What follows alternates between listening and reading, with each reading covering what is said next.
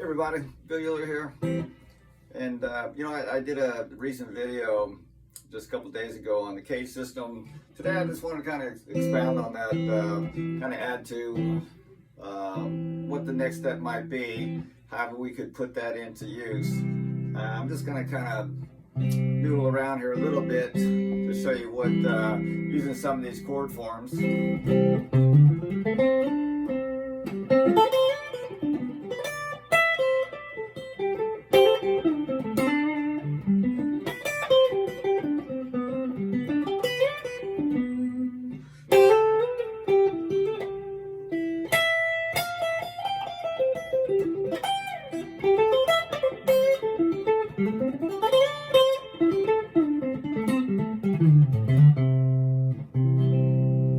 So that was just playing out of C in the key of C, and basically what I was thinking there was taking a C chord, and there's two other chords I was using, C, F, and G, but I wasn't playing the F and G chord here, or just only playing the C chord here. I was moving up the neck. So I've got a C chord here, F chord, G,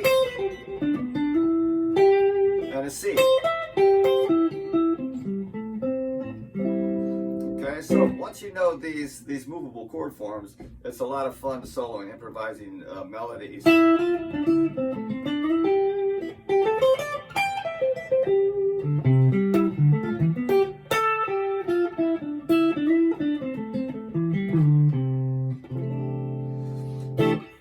So anyway, to kind of build where we left off in the last video, I just mentioned that there was the CAGED system is 5 chords, C, A, G, E, D, and how to move those chords up and down the neck. So if you play a C chord, you can use you can play a C chord 5 different ways. So you can play it using a C grip, using an A grip, using a G grip, using an E grip, using a D grip. Some of you may be familiar with this. Anyone that's used a capo is basically doing just that. They're moving chords up and down the neck. If you got tabs or a song that said capo the 3rd fret, and then play a D chord, say, in reality, that D chord is an F chord. A lot of people, especially beginner guitar players, don't realize that, but that's what that is. It looks like a D shape, but it's actually an F chord because the notes we're playing are different from a D chord. So that's just how the CAGED system works. If I wanted to play that same chord without the capo, okay, then I could simply just play the first 3 strings. But if I want to include an open string, then I would use my first finger where the capo is at. Same thing with the C chord. If I had a capo on the 3rd fret and I put a C chord up here, in reality that chord's an E flat chord. But if I want to do it without the capo, my first finger then becomes the capo.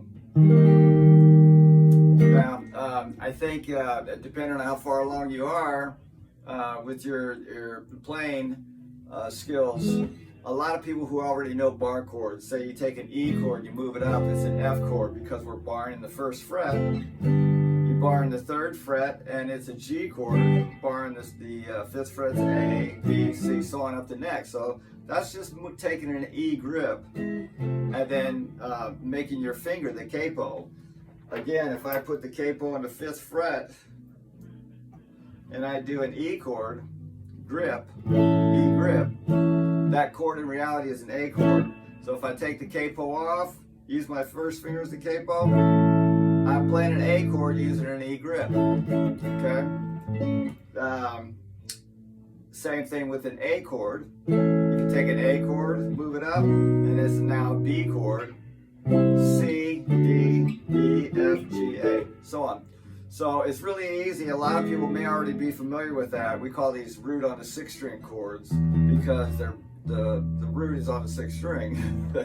And if you know the names of the notes up and down the neck, E, F, G, A, B, C, D, E, then if you put that your bar chord up here at the 7th fret, and you know that that's a B note, you're playing a B chord, B major chord. So the other thing we could do with these, the CAGED system, is taking the chords that we know and making them minor. Now it's a little bit harder to do with the C and the G chord, so we're going to just start with the A chord. Most people know this as an A major, and that is A minor. So we change one note of that chord to make it minor. We do the same thing when we move that up, so if I go up to a B chord using an A grip, I can make it a B minor chord. Go up one more fret in the 3rd fret, that C major chord, you can make it minor.